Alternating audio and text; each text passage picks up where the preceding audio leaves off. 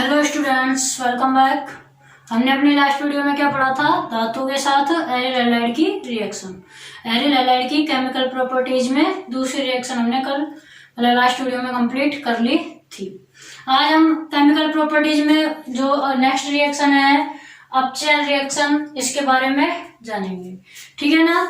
Last video में हमने कौन सी पढ़ी थी? धातु के साथ रिएक्शन। अब हम कौन से जानेंगे? अपचयन। और पहली कौन सी थी आपकी? इलेक्ट्रॉन स्नेही, इलेक्ट्रोफिलिक। ठीक है। तो अपचयन रिएक्शन, अपचयन का मतलब आपको पता है क्या? ऑक्सीकरण में ऑक्सीजन जुड़ता है। अपचयन में क्या होगा? अपचयन जुड़ेगा, हाइड्रोजन जुड़ जाएगा। किस में जुड़ेगा हाइड्रोजन? एरिल हैलाइड में। तो अपचयन जब होगा तो कोई ना कोई अपचायक भी होगा। अपचायक मैंने आपको लिखवाए भी थे बहुत सारे। तो यहाँ पर होता है निकेल और एल्यूमिनियम के साथ। ठीक है ना? तो इसमें आपको क्या लिखना है? Aryl halide. क्या लिखोगे? एरिल हैलाइड या ArX। ArX का मतलब भी एरिल हैलाइड है, आप लिख सकते हो एरिल हैलाइड। ठीक है। एरिल हैलाइड क्षार की उपस्थिति में, किसकी उपस्थिति में? क्षार की उपस्थिति में किसके साथ रिएक्शन करेंगे? निकेल एंड एल्यूमिनियम मिश्र धातु। ये क्या है? एक अपचायक पदार्थ है। मिश्र धातु के साथ अभिक्रिया करके या अपचयित होकर। अभिक्रिया करके लिख सकते हो या क्या लिख सकते हैं? अपचयित होकर। अपचयित होकर बेंजीन बनाते हैं। बेंजीन बनाते हैं। एग्जाम्पल, एरिल हैलाइड में हमने जैसे ले लिया क्लोरोबेंजीन। क्या ले लिया हमने? क्लोरोबेंजीन। ये आपका एरिल हैलाइड है ना? कौन सा है? क्लोरोबेंजीन या बेंजिल क्लोराइड। क्या है? Benzyl chloride. ये आपका है बेंजिल क्लोराइड या क्लोरोबेंजीन। क्या है? क्षार की उपस्थिति है और निकेल और एल्यूमिनियम के साथ आपकी रिएक्शन है। क्षार NaOH भी ले सकते हैं या KOH भी ले सकते हैं। ठीक है ना? ये आपका क्या है? क्षार है। और क्या है?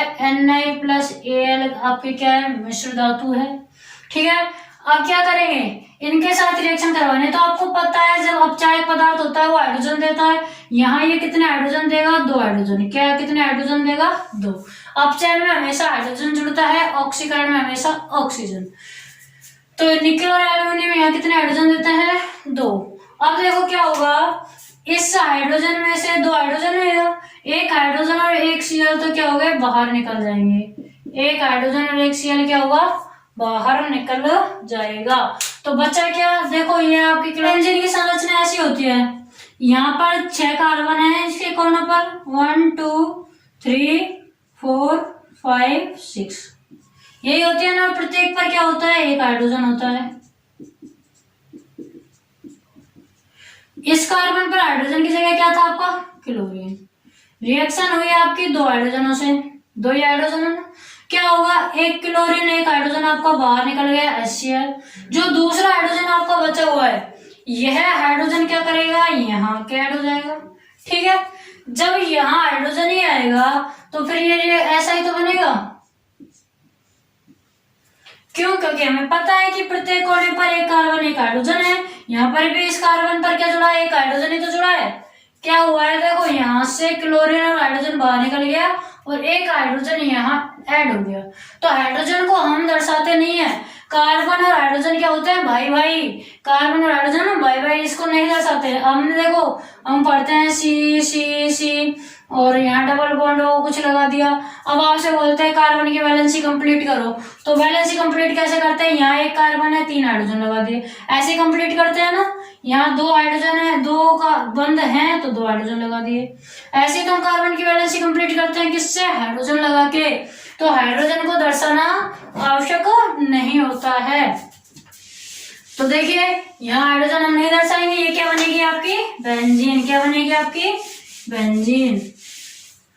तो बेंजीन का निर्माण करते हैं हेलो एरिन अपचयित होकर के। हेलो एरिन अपचयित होकर के किसका निर्माण करते हैं? बेंजीन का क्षार की उपस्थिति में। और Na और Al के साथ, ये ध्यान रखना है। अपचयन रिएक्शन इतनी ही है। इसके आगे नेक्स्ट आपकी जो आएगी नाभिक स्नेही प्रतिस्थापन अभिक्रियाएं, जो कि हमने हेलो एल्केन में भी पढ़ी थी और यहाँ भी पढ़ेंगे। ठीक है, दोनों में क्या अंतर होगा वो भी बताएंगे। तो नेक्स्ट आपको डालनी है नाभिक स्नेही प्रतिस्थापन रिएक्शन। नंबर 4 आप डालो नाभिक स्नेही प्रतिस्थापन रिएक्शन।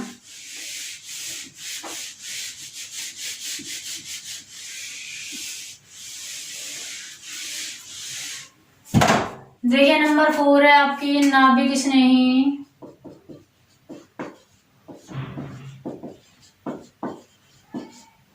प्रतिस्थापन रिएक्शन।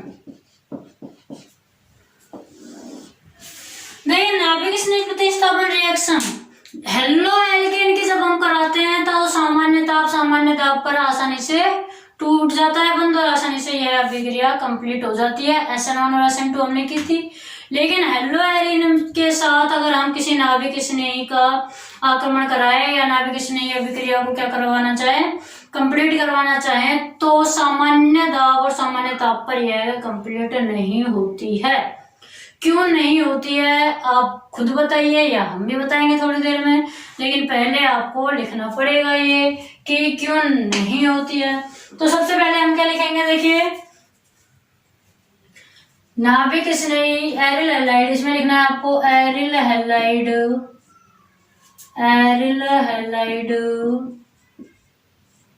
सामान्य ताप एवं सामान्य दाब पर नाभिक स्नेही प्रतिस्थापन अभिक्रियाएं नहीं देते हैं। एरिल हैलाइड या एरिल हैलाइडों की नाभिक स्नेही प्रतिस्थापन रिएक्शंस मतलब अभिक्रियाएं सामान्य ताप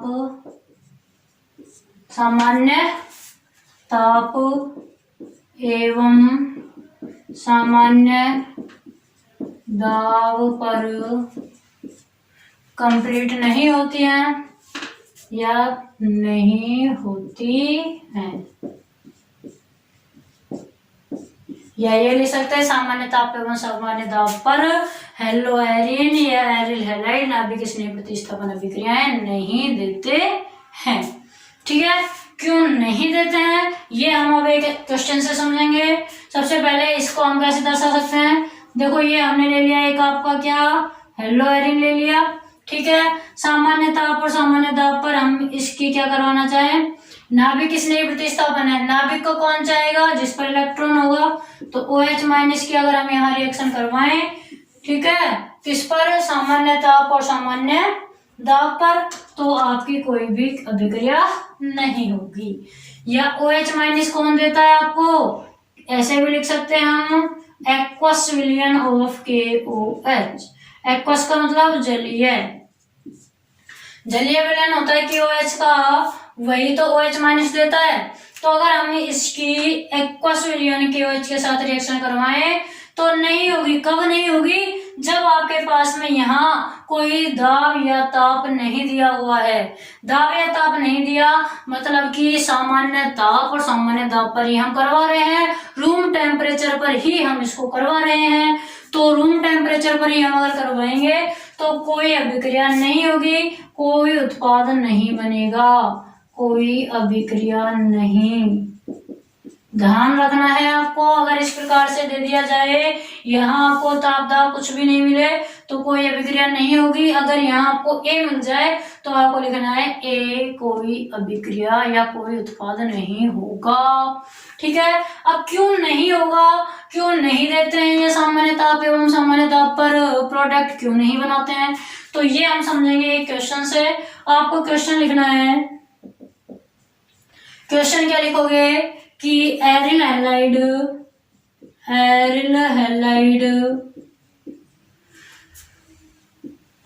नाभिक स्नेही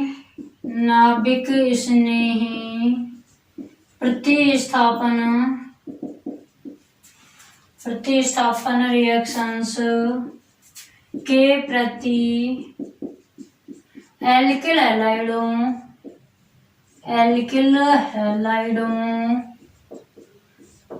की तुलना में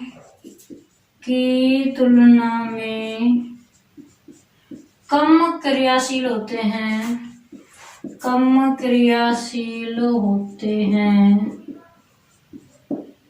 क्यों? या फिर आपको क्वेश्चन कैसे मिल सकता है, पेपर में आने लायक क्वेश्चन है, या तो ऐसे मिलेगा, या फिर यही क्वेश्चन आपको कैसे मिल सकता है, एरिल हैलाइड का नाम दे देगा जैसे C6H5Cl। मुझे ये या वाला क्वेश्चन नहीं लिखवाना चाहिए था, लेकिन आप क्या करते हो, रटते हैं। काफी बच्चे क्या करते हैं, रटते हैं। इस क्वेश्चन को रट लेंगे, आंसर को रट लेंगे। अगर जो नीचे वाला लिखा है वो आ गया तो फिर कहेंगे कि आउट ऑफ सिलेबस आया था, या फिर मैम ने हमें नहीं करवाया, वो आया था। तो इसलिए मैं दोनों करवा रही हूँ। लेकिन अगर आप में दिमाग होता या होगा या लगाओगे तो आप सेकंड वाले को आसानी से समझकर आंसर दे दोगे। देखो सेकंड वाला ये है कि C6H5Cl C2H5Cl की तुलना में नाभिक स्नेही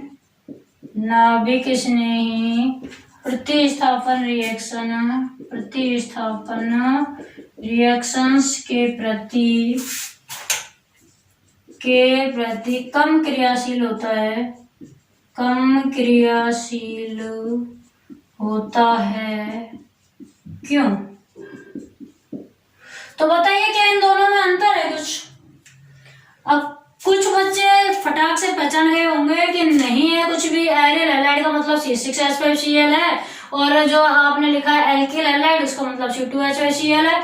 तो क्वेश्चन हो कि वही है कि ये एरिल हैलाइड इस एल्किल हैलाइड की तुलना में नाभिक स्नेही प्रतिस्थापन रिएक्शन कम देता है या उनके प्रति कम क्रियाशील होता है। क्यों? और यह भी एक क्वेश्चन है कि एरिल हैलाइड एल्किल हैलाइड से कम क्रियाशील होते हैं नाभिक स्नेही प्रतिस्थापन रिएक्शनों में। क्यों? है ना एक ही क्वेश्चन।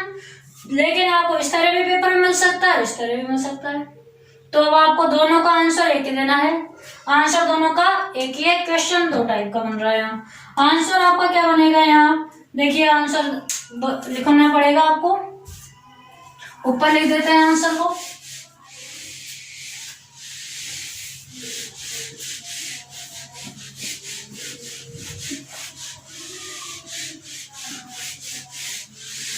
देखिए यहाँ आपका आंसर ये बनेगा, सीधा सीधा सा, बहुत ही नॉर्मल सा आंसर है, बहुत ही इजी वे में आपको बताया जाएगा। क्या आंसर है कि हम जानते हैं हेलो एरिन की संरचना क्या होती है, एक बेंजीन में होती है साइक्लो, और उसमें जब अनुनाद होता है तो द्विबंधित गुण आ जाता है। क्या जाता है? द्विबंधित गुण। हेलो एरिनो में अनुनाद के कारण द्विबंधित गुण आ जाता है। जब दो बंध बन जाएंगे तो उनको तोड़ना भी तो कठिन होगा। पूरी संरचना में अनुनाद चलता है, पूरी संरचना में ही द्विबंधित गुण आ जाता है, यानी कि कहीं से भी बंध को तोड़ के हाइड्रोजन को बाहर निकालना बहुत मुश्किल हो जाता है। क्यों हो जाता है?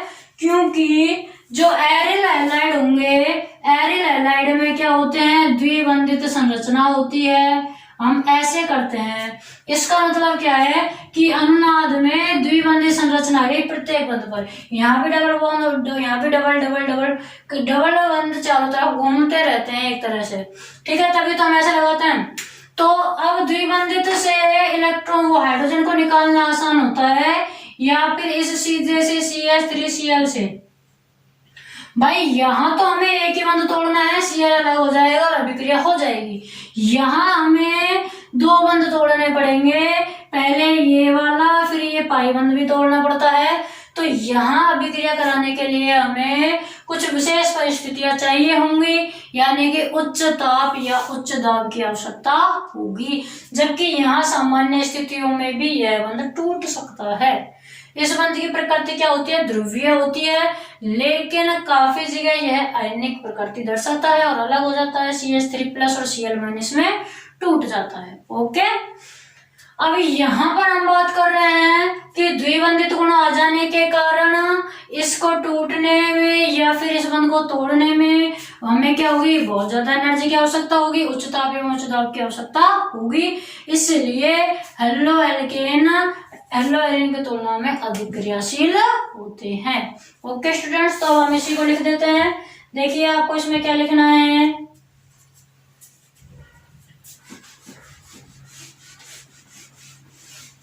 आपको इसमें लिखना है एरिल हैलाइडों में,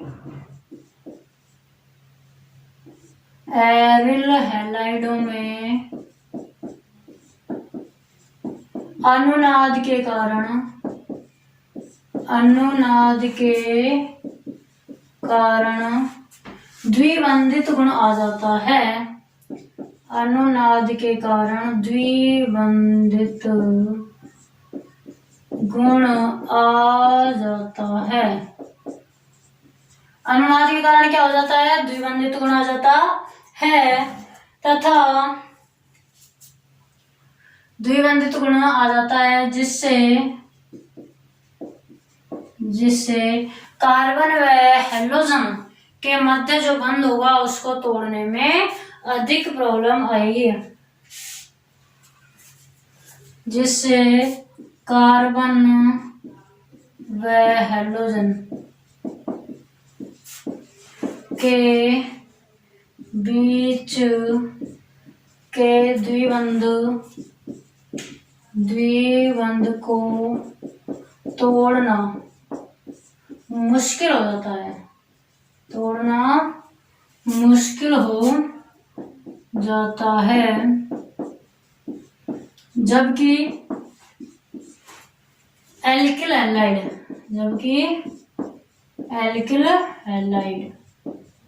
सेकंड का आंसर देना हो तो एल्किल हैलाइड की जगह हम क्या लिखेंगे C2H5Cl और एरिल हैलाइड की जगह हम क्या लिखेंगे C6H5Cl। बाकी सब कुछ सेम है। जबकि एल्किल हैलाइड में कार्बन व हेलोजन, ये क्या है, कार्बन व हेलोजन के मध्य, हेलोजन परमाणु के मध्य केवल एक बंध होता है, केवल सिग्मा बंध या एक बंध होता है, जिससे यह एरिल हैलाइड की तुलना में, एरिल हैलाइडों की तुलना में आसानी से टूट जाता है, आसानी से टूट जाता है। अतः एल्किल हैलाइड,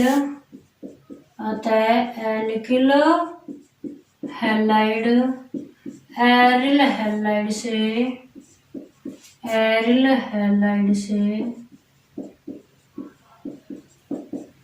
अधिक, एरिल हैलाइड से नाभिक स्नेही, ऐसे लिखो, एरिल हैलाइड से नाभिक स्नेही प्रतिस्थापन रिएक्शंस के प्रति अधिक क्रियाशील होते हैं, अधिक क्रियाशील होते हैं। यहाँ जगह नहीं है, आप लिख लेना अधिक क्रियाशील होते हैं। ये आपका क्या हो गया आंसर, ठीक है ना। उसमें तो द्विबंधित गुण आ जाता है, तो दो बंधों को तोड़ने के लिए ज्यादा हमें एनर्जी चाहिए, जबकि इसमें एक ही बंध होता है, उसको तोड़ने के लिए कम एनर्जी चाहिए।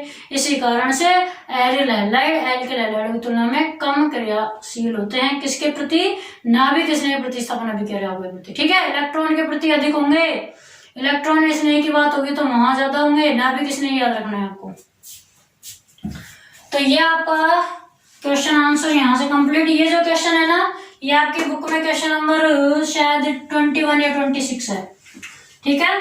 क्वेश्चन नंबर 21 या 26 बुक के क्वेश्चंस मैंने आपको काफी करवा दिए हैं बीच बीच में, और आप भी अगर आप बुक ले आए हो तो बुक के क्वेश्चंस भी कंप्लीट कर लिया करो, पीछे से देख लिया करो।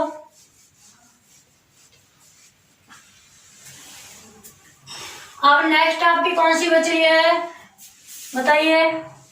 नाभिक स्नेही बच रही थी चौथे नंबर की, और भी है, और कोई नहीं है। और नाभिक में ही हम कुछ और अभिक्रियाएं देखेंगे। भाई हमने बताया सामान्य ताप एवं सामान्य दाब पर नहीं होती हैं, तो उच्च ताप एवं उच्च दाब पर तो हो सकती हैं। तो वो 3-4 रिएक्शन और पढ़ेंगे हम, फिर आपकी केमिकल प्रॉपर्टीज कंप्लीट हो जाएंगी। देखिए इसमें आपको क्या लिखना है। अब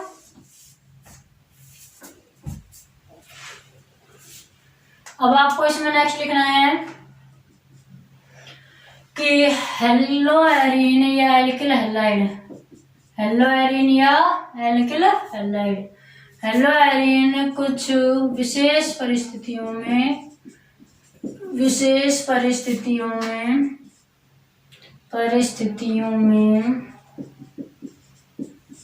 नाभिक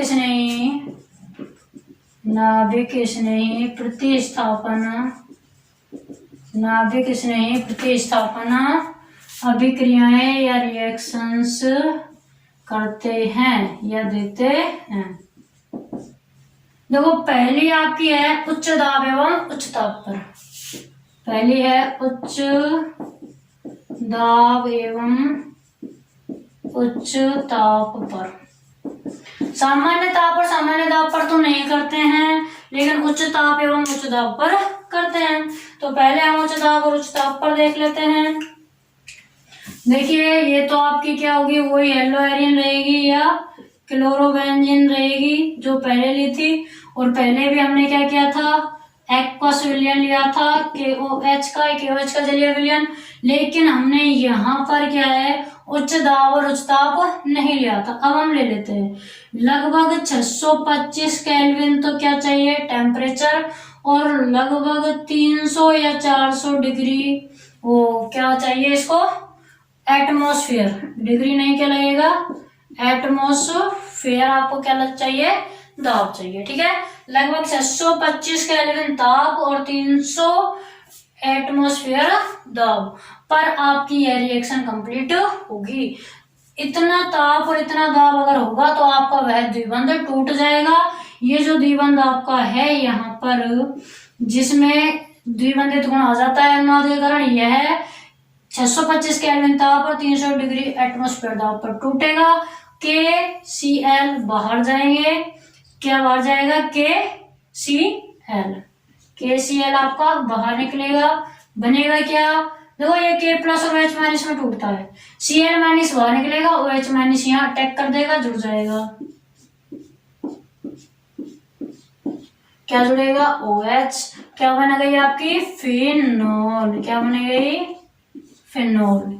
ठीक है, या बेंजेनेल, क्या बनी आपकी ये फिनोल समूह बोलते हैं इसको, फिनोल बनेगी। तो ये आपकी फर्स्ट हो गई उच्च दाब एवं उच्च ताप पर।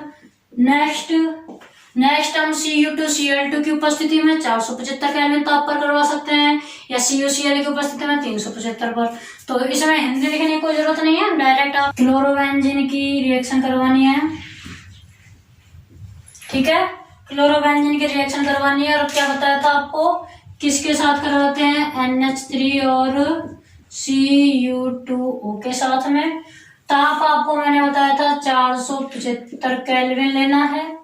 ठीक है, तो देखो क्या होगा 475 केल्विन जब ताप लेंगे तो आपका क्या बनेगा, देखो यहां से H2 और यहां से H2O बाहर जाएगा, क्या जाएगा H2O बाहर, और क्या बाहर जाएगा Cu2 यहाँ है, यहाँ हमारे पास एक ही Cl है, यहाँ तो Cu2 है यहाँ Cl है, तो Cl के कितने हैं 2 अणु हमें लेने पड़ेंगे, बेंजीन के क्लोरोबेंजीन के 2 अणु, तो Cu2 और Cl2 आपके पास में बाहर, Cu2 Cl2 भी क्या निकल जाएंगे बाहर। कैसे पता लगा मैम क्या बाहर निकलेगा, क्यों नहीं पता लगा, देखो Cu2O Cu+2 और O-2 इसमें तो टूटता है, प्लस वाला किसके साथ में माइनस वाले के साथ रिएक्शन करता है, तो Cu2 इस Cl के साथ में बाहर निकलेगा क्योंकि Cl माइनस होता है, Cu2 Cl2 के साथ बाहर निकल जाएगा, O-2 है जो इस H के साथ बाहर निकल जाएगा क्योंकि H पर प्लस होता है। ठीक है, और H यहाँ पे ना 2 हाइड्रोजन ले लेंगे हम। तो इस प्रकार हमें पता लगता है प्लस की माइनस के साथ रिएक्शन होती है, तो Cu2 Cl2 बाहर निकलेगा क्योंकि क्लोरीन के 2 हो गए, और H जो आपका यहाँ 3 हाइड्रोजन है इसमें से 2 हाइड्रोजन इस एक ऑक्सीजन के साथ जल बना के बाहर निकल जाएंगे, ये आपके बाहर निकलेंगे। अब जो बचा है वो हम लिखेंगे, देखो क्या बच रहा है,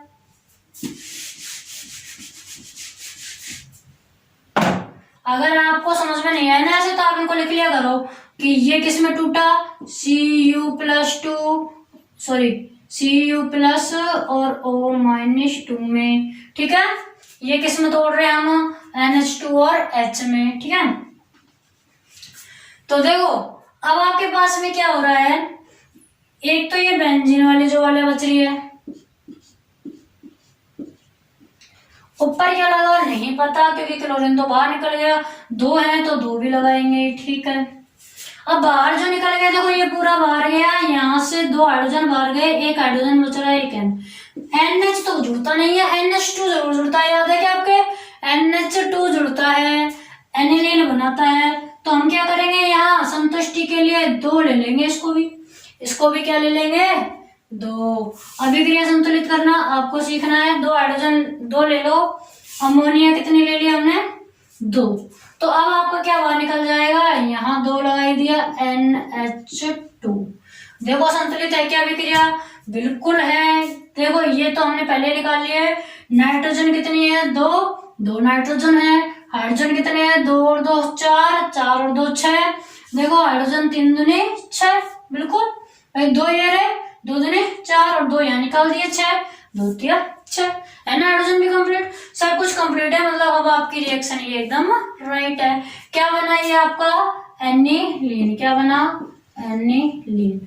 तो आपको ऐसा ही क्वेश्चन मिलता है, क्या करता है, देखो क्वेश्चन आपको बुक में कैसे आता है, ऐसे आएगा, क्लोरोबेंजीन दे देगा, ठीक है, और प्लस में यहाँ आपको NH3 और Cu2O दे देगा, ए, या ये भी दे सकता है 475 केल्विन ताप, ये दे तो दे उसकी मर्जी, आपको ए दे देगा। फिर ए के बाद में आपको दोबारा इसकी रिएक्शन दे देगा, किसके साथ में, मान लो दे दी उसने रिएक्शन NaOH के साथ या Cu2CN के साथ में, ठीक है। CuCN के साथ में दे सकता है आपको रिएक्शन, बोल देगा B बन रहा है। फिर उसके बाद में KOH के साथ दे दी, बोल दिया C बन रहा है। तो आपको ये A B C पहचानने हैं। अब B C पर तो बाद में जाएंगे, आपको यही नहीं पता लगेगा कि A कैसे आया। तो भाई आपको ये ध्यान रखना है कि क्लोरोबेंजीन की NH3 और Cu2O के साथ रिएक्शन मैंने कैसे करवाई, यहाँ दो इसके लेंगे, दो ही NH3 लेंगे, जो बाहर गया उसको बाहर निकालेंगे और A क्या बनाएंगे, एनिलीन, यानी कि आपका A क्या होगा, एनिलीन होगा, ठीक है।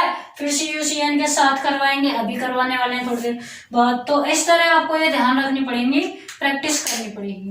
तो नेक्स्ट रिएक्शन अब आपको क्या लिखनी है, आपकी ऐसे क्वेश्चन आपको बुक में मिल जाएंगे पीछे, और सारे इंपॉर्टेंट क्वेश्चंस मैं खुद भी आपको लास्ट में करवा दूंगी। अब आपको अपनी तीसरी रिएक्शन लिखनी है इसमें, जो कि क्या है, क्लोरोबेंजीन के ही साथ है, लेकिन उपस्थिति यहाँ चेंज हो जाएगी। यहाँ किसकी है, CuCN की, किसकी उपस्थिति है, CuCN की, और वही 475 केल्विन आपका क्या है, ताप है। तो वही बाहर क्या निकलेगा, Cu+2 Cl2, क्या बाहर निकल जाएगा, Cu2Cl2, Cu2Cl2 बाहर निकल जाएगा, Cn- है, क्लोरीन की जगह जुड़ जाएगा, तो 2 क्या बन जाएगा, साइनोबेंजीन, क्या बन जाएगा, साइनोबेंजीन, ठीक है। ये आपकी कुछ इंपॉर्टेंट नाभिक स्नेही प्रतिस्थापन रिएक्शन कंप्लीट हुई। अब आपको इसमें एक चीज लिखनी है, क्या लिखना है, इसको इरेज कर दो। देखिए अब आपको इसमें लिखना है,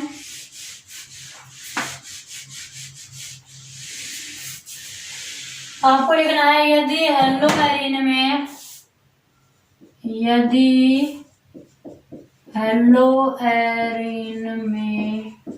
हेलोजन परमाणु के ऑर्थो या पैरा पोजीशन पर क्या हो, हेलोएरिन के ऑर्थो या पैरा पोजीशन पर कोई नाभिक स्नेही जुड़ा हुआ हो, इलेक्ट्रॉन स्नेही जुड़ा हुआ हो, क्या जुड़ा हो, इलेक्ट्रॉन स्नेही, और तो या पैरा पोजीशन पर या दोनों पोजीशनों पर, या दोनों पोजीशन पर कोई इलेक्ट्रॉन आकर्षी समूह जुड़ा हो तो वह समूह बेंजीन वलय के इलेक्ट्रॉनों को अपनी ओर खींच लेता है या आकर्षित कर लेता है, खींच लेता है या आकर्षित कर लेता है, जिससे बेंजीन वलय नाभिक स्नेही रिएक्शंस के प्रति क्या हो जाती है, तैयार हो जाती है, सक्रिय हो जाती है, सक्रिय हो जाती है। वह नाभिक स्नेही प्रतिस्थापन रिएक्शन, वह नाभिक स्नेही प्रतिस्थापन रिएक्शंस मंद गति से संपूर्ण हो जाती है, संपूर्ण हो जाती है। क्या लिखा है मैंने, देखिए कि हेलो एरिन में हेलोजन परमाणु के ऑर्थो या पैरा पर। देखो क्वेश्चन जो मैंने लिखा है वो यहां से आपको समझ में आएगा। कोई हेलो एरिन ले लिया हमने, हेलो एरिन है, इसकी ऑर्थो पर या इसके पैरा पर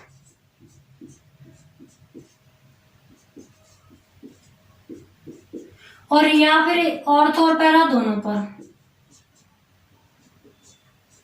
या फिर क्या बोला कि ऑर्थो और पैरा दोनों पर।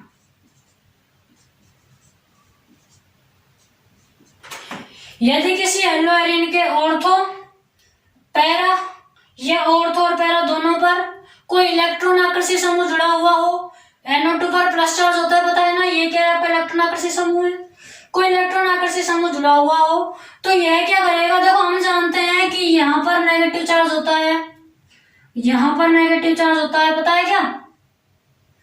तो ये जो इस पर नेगेटिव चार्ज होगा, अनुनाद ने बताया था, प्लस वाला जो है NO2 ये इन नेगेटिव चार्जों को अपनी ओर आकर्षित कर लेता है, प्लस वाला NO2 इन नेगेटिव चार्जों को अपनी ओर ले लेता है, खींच लेता है, जिसके कारण नाभिक स्नेही जो अभिक्रियाएं हैं, ठीक है, वो नाभिक स्नेही यहाँ आक्रमण कर सकते हैं। नाभिक स्नेही आक्रमण क्यों नहीं कर सकता था, क्योंकि नाभिक स्नेही को नाभिक की जरूरत होती है, प्लस चार्ज की जरूरत होती है, जबकि बेंजीन में तो माइनस ही माइनस था सब जगह ना। तो अब ये NO2 क्या करेगा, उस माइनस चार्ज को अपनी ओर आकर्षित कर लेगा, जिससे कि जो नाभिक स्नेही होगा वो है आपका यहाँ भी आक्रमण कर सकता है, यहाँ भी वह आपका इन पर आक्रमण कर सकता है। मतलब कि आपकी जो बेंजीन वलय होगी नाभिक स्नेही रिएक्शंस के प्रति क्या हो जाएगी, सक्रिय हो जाएगी। मतलब नाभिक स्नेही प्रतिस्थापन अभिक्रियाएं फिर आपकी यहाँ हो सकती है। नाभिक स्नेही प्रतिस्थापन अभिक्रिया सामान्यतः आपदा पर कब होंगी, जब आपके पास में कोई इलेक्ट्रॉन आकर्षी समूह ऑर्थो पैरा या ऑर्थो और पैरा दोनों जगह जुड़ा हुआ हो। ओके, क्या है कि नाभिक स्नेही प्रतिस्थापन अभिक्रिया उच्चताप एवं उच्चताप पर होंगी या फिर कब होंगी, जब आपके बेंजीन पर ऑर्थो पैरा या ऑर्थो पैरा दोनों स्थितियों पर कोई इलेक्ट्रॉन आकर्षी समूह जुड़ा हुआ होगा तो नाभिक स्नेही प्रतिस्थापन अभिक्रियाएं होंगी। जैसे पहला, दूसरा, तीसरा हमने लिख लिया, तो इनके रिएक्शन हम करवा के देखते हैं कि होती है कि नहीं होती है।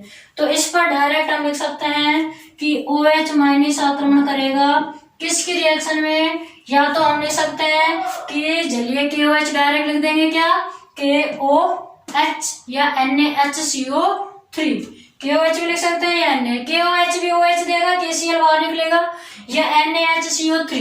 देखो आपकी बुक में NaHCO3 है तो NaHCO3 ही लिख देते हैं क्योंकि बुक के अकॉर्डिंग चलते हैं, नहीं तो यहाँ हम KOH भी लिख सकते थे, वो भी आपका क्या हुआ, राइट। NaHCO3 ले लिया तो देखो ये Na और ये Cl, NaCl बाहर निकल जाएगा, NaCl बाहर, और यहां से आपका CO2 बाहर। ठीक है, तो एक O बच रहा है, एक H बच रहा है, OH माइनस बच रहा है, वो आपका यहाँ जुड़ जाएगा, OH माइनस आपका यहाँ जुड़ जाएगा। NO2 जहां है वहीं रहेगा, NO2 में नो चेंज। इसका कोई नाम को बता सकता है क्या? देखो फंक्शन ग्रुप को वरीयता दी जाती है, OH को वरीयता देंगे, ये पूरा हो गया फिनोल, तो ऑर्थो नाइट्रोफिनोल हम इसको बोल सकते हैं। क्या बोल सकते हैं? Ortho nitrophenol, ortho nitrophenol. इसको करवाओ, वही OH माइनस कब देगा? NaHCO3 के साथ, NaCl बाहर जाएगा, CO2 बाहर जाएगा, NO2 कहाँ जुड़ जाएगा? यहाँ। ये हो जाएगा पैरा नाइट्रोफिनोल। इसके साथ करवाएंगे वही NaCO3, ये बाहर निकाल देना, NaCl CO2, क्या बचेगा? ऑर्थो पर भी आपका NO2 रहेगा, पैरा पर भी NO2, यहाँ क्या रहेगा? OH। इसको बोलेंगे ऑर्थो पैरा डाइनाइट्रोफिनोल। हिंदी में लिख लेना ऑर्थो पैरा डाइनाइट्रोफिनोल।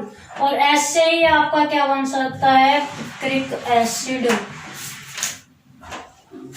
ऐसे ही आपका क्या बनेगा? देखो एक लास्ट और है, यहां बनवा देते हैं, लास्ट छोटा सा बनवा रहे हैं आपको, इससे ध्यान रखना।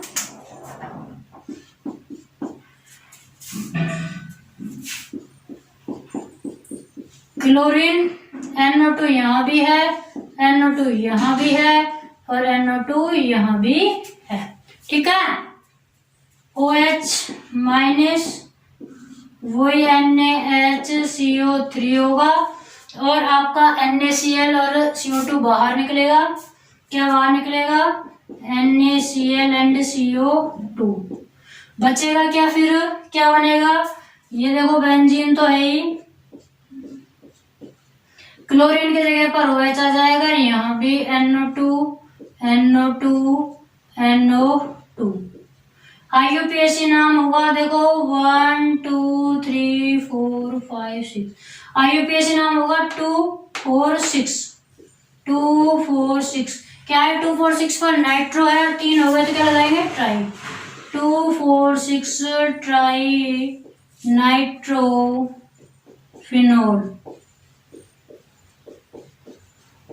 2 4 6 ट्राई नाइट्रोफिनोल, या इसी को ही क्या कहते हैं? पिक्रिक अम्ल। क्या कहते हैं? Picric acid. वेरी इंपॉर्टेंट है पिक्रिक एसिड, पूछा जाता है पिक्रिक एसिड का फॉर्मूला या निर्माण करो, तो इस विधि से निर्माण करेंगे। और इसको क्या नाम दोगे? 2 4 6 ट्राई नाइट्रोक्लोरोबेंजीन। इसके नीचे लिख देना 2 4 6 ट्राई नाइट्रोक्लोरोबेंजीन या पिक्रिक क्लोरोबेंजीन। ओके, तो ये आपकी आज क्या हो गई? नाभिक संयुक्त प्रतिस्थापन अभिक्रियाएं कंप्लीट हो गई। ठीक है, कल हम आपका नेक्स्ट टॉपिक स्टार्ट करेंगे, डाई हैलोजन डेरिवेटिव्स या व्युत्पन्न। Okay students, thank you.